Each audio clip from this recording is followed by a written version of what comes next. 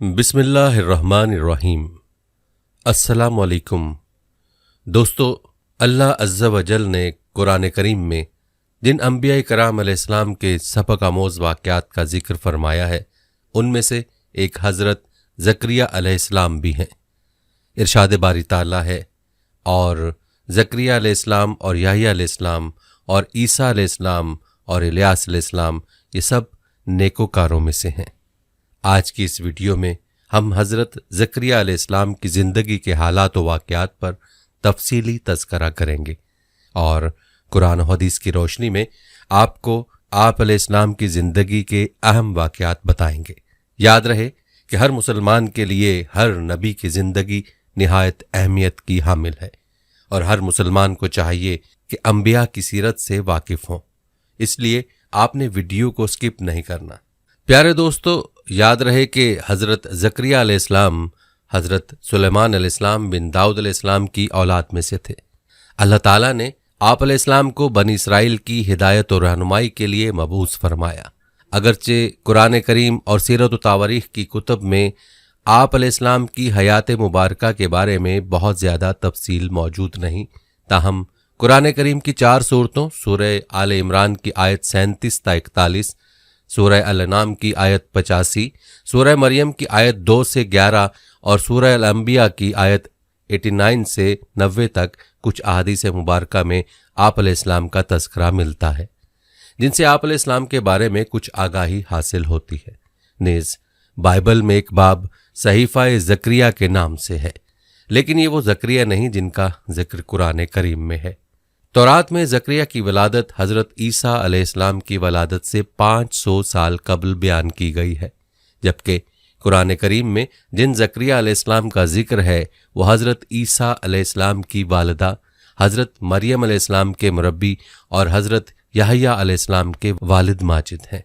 रिवायात के मुताबिक हज़रत ज़करिया अलैहिस्सलाम की अहलिया और हज़रत मरियम अलैहिस्सलाम की वालिदा आपस में बहनें थीं। यूं हज़रत ज़करिया अलैहिस्सलाम हज़रत मरियम अलैहिस्सलाम के खालू थे। आप अलैहिस्सलाम नबी होने के अलावा बैतुल मुक़द्दस के इमाम, खादिम और एक रूहानी शख्सियत थे। लौका की इंजील में इस मनसब को काहन कहा गया है। दरअसल बनी इसराइल में काहन एक मजहबी और रूहानी ओहदा था, जिसके ज़िम्मे हैकल सुलमानी और बैतुल मुक़द्दस की मजहबी रसूमात को अंजाम देना था। आप अलैहिस्सलाम के वालिद के नाम के बारे में मुफस्सरीन ने मुख्तलिफ अक़वाल तहरीर किए हैं। हाफिज़ अबुल कासिम इब्ने असाकर रहमतुल्लाह अलैह अपनी मशहूर किताब हाफिल में फरमाते हैं कि आप अलैहिस्सलाम के वालिद मोहतरम का इसमें गरामी बरखिया था। दोस्तों, जहां तक बात है आप अलैहिस्सलाम के कसबे मुआश की, तो हज़रत ज़करिया अलैहिस्सलाम भी दीगर अंबिया कराम की तरह अपने हाथ से काम करते थे, जिसकी तस्दीक इस हदीस मुबारका सल्लल्लाहु अलैहि वसल्लम से होती है। जैसा कि हज़रत अबू हुरैरा रज़ियल्लाहु ताला अन्हु से रिवायत है कि नबी करीम सल्लल्लाहु अलैहि वसल्लम ने फरमाया, हज़रत ज़करिया अलैहिस्सलाम बढ़ई थे। याद रहे कि दुनिया में जितने भी अंबिया कराम अलैहिस्सलाम मबऊस फरमाए गए, उन्होंने मुआश के लिए किसी न किसी पेशे को ज़रूर अपनाया। वो अपनी रोज़ी अपने हाथ की मेहनत से पैदा करते और अपने मुआश का बोझ किसी दूसरे पर ना डालते। किसी से दीन हक के काम की उजरत तलब नहीं करते थे, बल्कि ये ऐलान फरमाते, और मैं तुमसे इस तबलीग पर कोई उजरत नहीं मांगता, मेरी उजरत तो अल्लाह रब्बुल आलमीन ही पर है। मुफस्सिरीन तहरीर फरमाते हैं कि हज़रत आदम अलैहिस्सलाम जब दुनिया में भेजे गए तो उनके पास जन्नत के पौधों के बीज थे। उन्होंने काश्तकारी की और सबसे पहले आटा पीस कर रोटी बनाई। नेज़ सतरपोशी के लिए जानवरों की खालों का लिबास तैयार किया। ये सब काम हज़रत जिब्रील अलैहिस्सलाम ने उन्हें सिखाए। हज़रत शीस अलैहिस्सलाम ने तामीरात का काम किया, शहरों और किलों की बुनियाद रखी। बाबुल और सोस आप अलैहिस्सलाम ही ने आबाद किए। हज़रत नूह अलैहिस्सलाम लकड़ी का काम करते थे, आप अलैहिस्सलाम ने कश्तियाँ बनाई। हज़रत अदरीस अलैहिस्सलाम ने कपड़ा बुनना, नापतोल और असला बनाने का तरीका ईजाद किया। हज़रत हूद अलैहिस्सलाम और हज़रत सालेह अलैहिस्सलाम तिजारत किया करते थे। हज़रत इब्राहीम अलैहिस्सलाम और हज़रत इस्माइल अलैहिस्सलाम खेती बाड़ी के अलावा तामीराती काम भी किया करते थे। उन्होंने खाना काबा तामीर किया। हज़रत इस्माइल अलैहिस्सलाम तीर कमान भी बनाया करते थे। हज़रत शुएब अलैहिस्सलाम ऊँट भेड़ बकरियां पालते और उनके दूध से मुआश तलाश करते।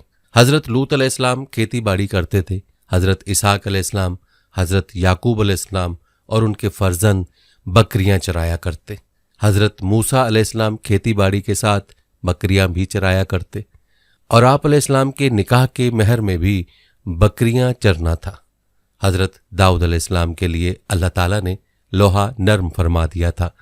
आप अलैहिस्सलाम लोहे से जर्रा और दीगर औजार बनाया करते। हज़रत सुलेमान अलैहिस्सलाम अजीमुशान सल्तनत के मालिक थे। आप अलैहिस्सलाम का ज़्यादातर वक्त सफ़र में गुजरता, लेकिन जब भी वक्त मिलता अपने हाथ से पंखे और जंबीलें बनाते। इमामुल अंबिया सैयदुल मुरसलीन हजूर रिसालत माब सल्लल्लाहु अलैहि वसल्लम ने बचपन में बकरियां चराईं। नबूवत मिलने से पहले हज़रत खुदैजातुल कुबरा रज़ियल्लाहु ताला अन्हु के लिए मज़ारबत की बुनियाद पर तिजारत की और हज़रत अब्दुल्ला बिन साहिब रज़ियल्लाहु ताला अन्हु के साथ शराकत दारी में भी कारोबार फरमाया। हज़रत अब्दुल्ला बिन साहिब रज़ियल्लाहु ताला अन्हु फरमाते हैं कि मैं ज़माने जाहिलियत में हज़रत मोहम्मद सल्लल्लाहु अलैहि वसल्लम का शरीक तिजारत था। जब मदीना मुनव्वरा हाजिर हुआ तो आप सल्लल्लाहु अलैहि वसल्लम ने फरमाया, मुझे पहचानते हो? मैंने अर्ज किया, क्यों नहीं या रसूलुल्लाह सल्लल्लाहु अलैहि वसल्लम, आप सल्लल्लाहु अलैहि वसल्लम तो मेरे बहुत अच्छे शरीक तिजारत थे, किसी बात को टालते और न किसी बात पर झगड़ा करते। प्यारे दोस्तों, बीच में तज़किरा ज़िम्नन चल पड़ा कि किस नबी ने अपनी जिंदगी में क्या काम किया। अलबत्ता बात हो रही थी हज़रत ज़करिया अलैहिस्सलाम की। आप अलैहिस्सलाम की जिंदगी में एक अहम वाक़या हज़रत मरियम अलैहिस्सलाम की पैदाइश का है। कहते हैं बैतुल मुक़द्दस के इमाम और मजहबी पेशवा इमरान बिन नाशी और उनकी अहलिया हन्ना बिनते फाकूद निहायत नेक और पारसा इंसान थे। दोनों अपनी जिंदगी अल्लाह ताला की हिदायत के मुताबिक बसर करते थे, ताहम तवील अरसा गुजर जाने के बावजूद औलाद से महरूम थे, जिसके लिए दोनों अल्लाह के हजूर दस्ते दुआ बुलंद रखते। दुआ कबूल हुई और उन्हें औलाद की नेमत से नवाज दिया गया।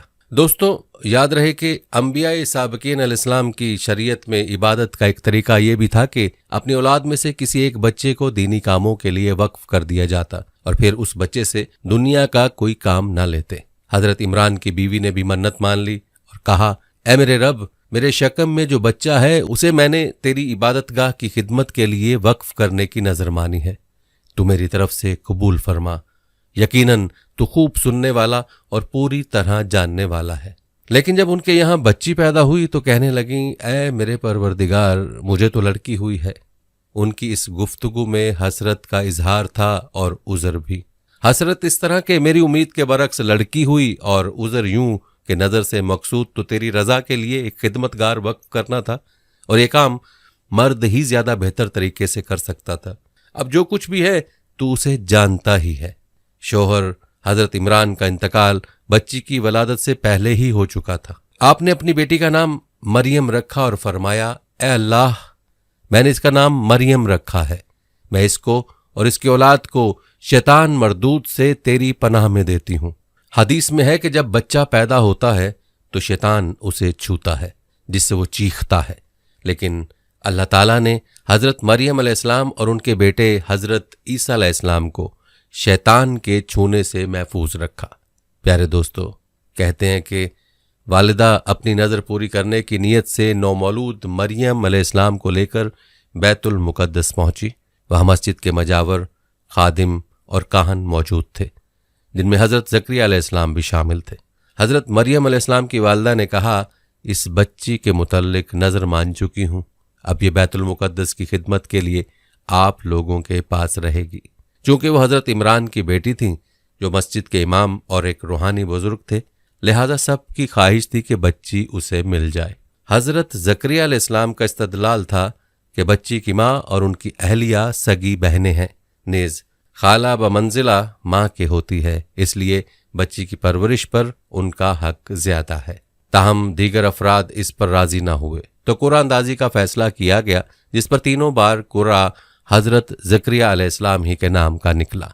यूं अल्लाह ताला ने आप अलैहिस्सलाम को हजरत मरियम अलैहिस्सलाम का सरपरस्त बना दिया। आप अलैहिस्सलाम ने बड़े ज़ौक़ और शौक़ से उनकी परवरिश शुरू कर दी। उन्होंने हजरत मरियम अलैहिस्सलाम को अपने घर ही में रखा, लेकिन जब वो ज़रा समझदार हो गईं तो उन्हें मस्जिद से मुत्तसिल एक हुजरे में मुंतकिल कर दिया, जबकि रात को वो अपनी खाला ही के पास आकर सो जाया करती थीं। दोस्तों, अब बात करते हैं इन निशानात कुदरत की जिनका मुशाहिदा हजरत ज़करिया ने फरमाया। रिवायात में आता है कि हजरत ज़करिया अलैहिस्सलाम जब हुजरे से बाहर जाते तो हिफाजत के नुक्ता नज़र से बाहर से कफल लगा दिया करते, लेकिन जब वापस आते तो ये देखकर हैरान रह जाते कि हजरत मरियम अलैहिस्सलाम के पास बेमौसम के निहायत आला किस्म के फल और मेवाजात मौजूद होते। आप अलैहिस्सलाम ने एक दिन ताज्जुब और हैरत से पूछा, ए मरियम, ये रोजी तुम्हारे पास कहाँ से आती है?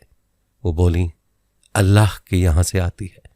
बेशक अल्लाह जिसे चाहता है बेशुमार रिस्क अता करता है।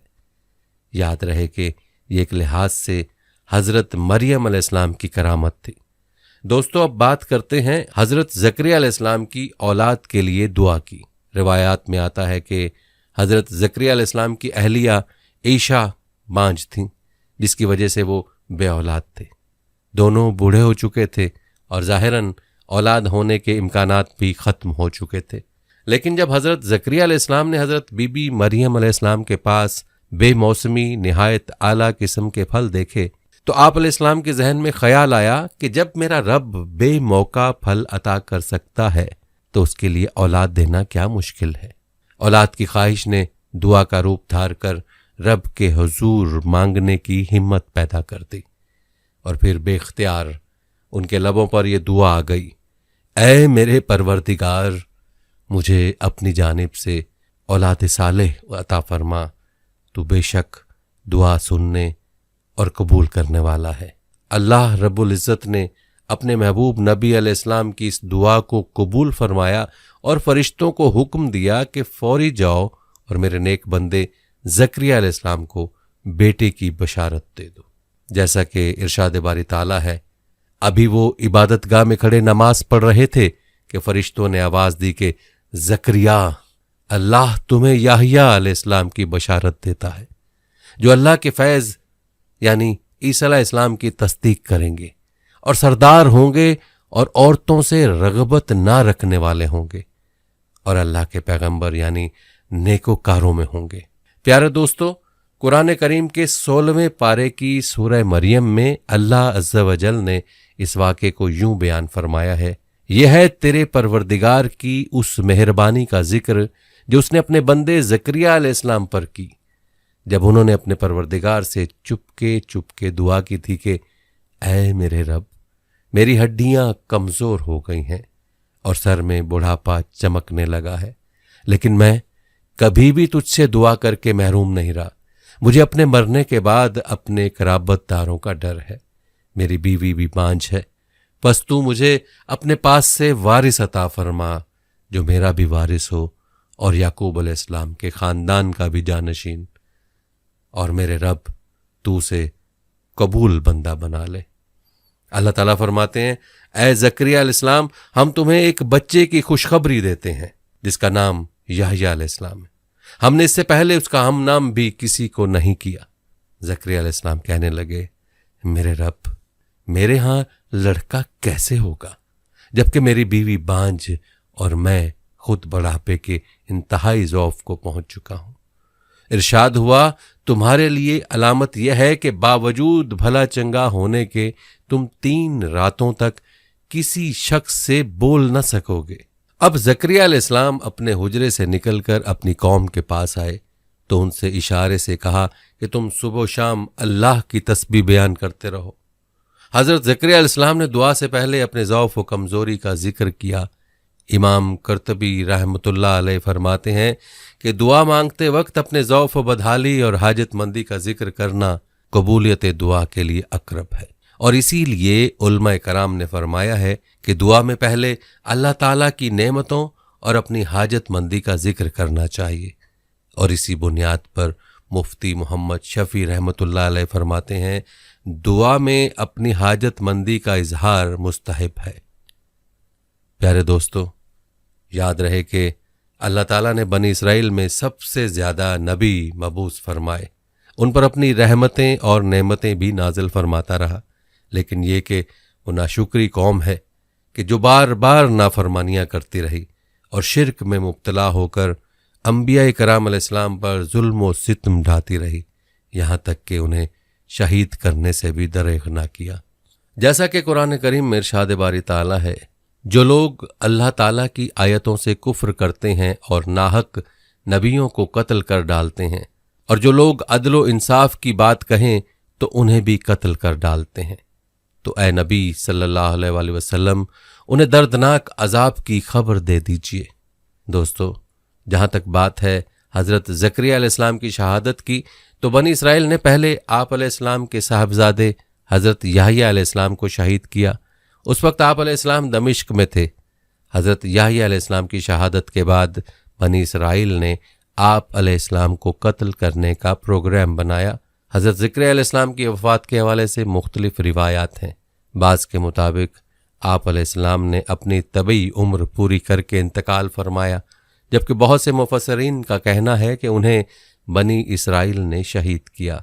कहा जाता है कि उस वक्त हजरत ज़करिया अलैहिस्सलाम की उम्र 100 साल से ज़ायद थी।